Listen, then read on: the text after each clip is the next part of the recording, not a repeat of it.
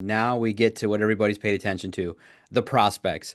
I thought, it's real interesting just a behind the scenes look real fast. It's a big conference room, and every 20 minutes a new wave of players come. So one reporter, I basically could man two. I could listen in on two edge rusher prospects at the same time, but there's just so many that you realize, oh my goodness, one reporter might from an outlet might not be enough to listen in on all the meaningful press conferences. But I think that most importantly, Lions on SI hit the big ones, in terms of Kenneth Grant, Josiah Stewart, Mason Graham. You look at it and you say, oh my goodness, whew, that it's a edge rusher class that's deep. That maybe the Lions don't need to even target one in the first round should they choose an offensive lineman. I thought that there's a lot of good players in this draft on the offensive line. But it's interesting that most pundits are ranking the depth, and Vito highlighted it at Lions on SI. The depth in the draft is the defensive line, running back, and tight end. So it was real intriguing. But the defensive backs and the edge rushers, I thought acclimated well. I thought that they were able to really express what they're about, why they're able to pass rush, and what they're going to do to impact a defensive line. I was definitely impressed with Mike Green and how he handled a tough situation. I just felt like, wow, to be able to be open about, serious allegations and to talk in front of the world about some things that didn't go his way in college, I thought was real revealing and telling. I asked a little bit about, I asked Green and asked, I think, Kenneth Grant and several other edge rushers what it would mean to play with Aiden Hutchinson and the respect level that you're starting to see for the Lions defense, like Aiden Hutchinson and Terrion Arnold and Brian Branch.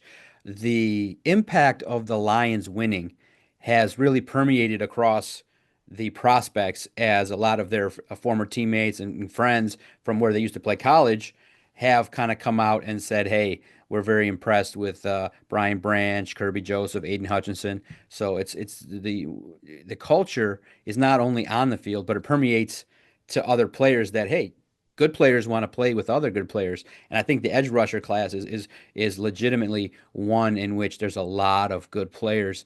Who stood out to you in regards to the performance on the field? I know it stinks because a lot of the top, Michigan players as well, Abdul Carter, some injuries popped up for some of these edge Hmm. rushers that precluded them from performing on the field. I do think that a lot of high-end talent realize, there's maybe a little bit more to lose to perform out there than there is to gain. But I do think there's a lot of edge rushers that stood out potentially that could be fits for the Detroit Lions. Who are Dan Campbell, Brad Holmes guys that you saw from the biggest need? That's why I stayed and intently hammered out the coverage for the edge rushers. It's the biggest area of need. Who stood out? Who should be right now on the board, slotted up really high for the Lions?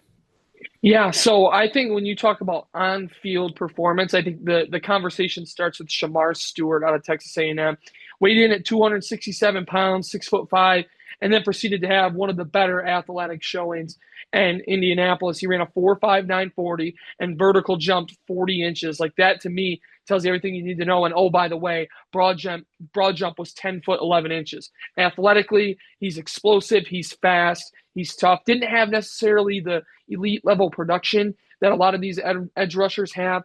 But I think some of that was due to just where he played on Texas A&M's defensive line.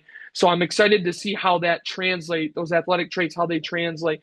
Another guy that I really enjoyed watching, both on film and then during the combine, was James Pierce Jr. James Pierce Jr. has a ton of production. He's super fast and explosive. And I think the biggest thing for him is that speed.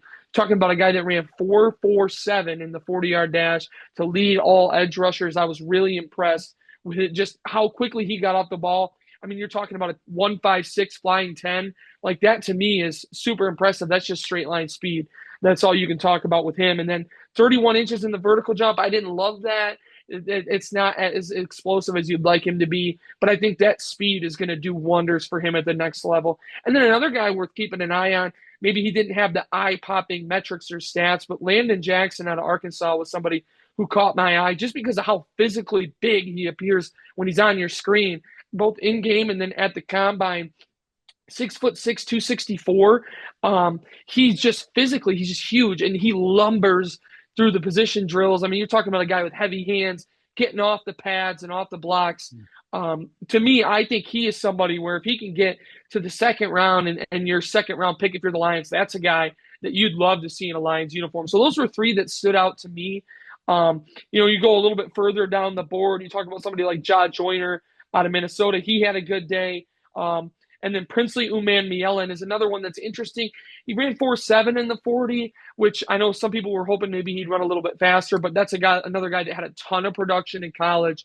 And it's almost the inverse argument of a guy like Stewart, where maybe the athletic and explosive traits didn't necessarily meet what you had seen.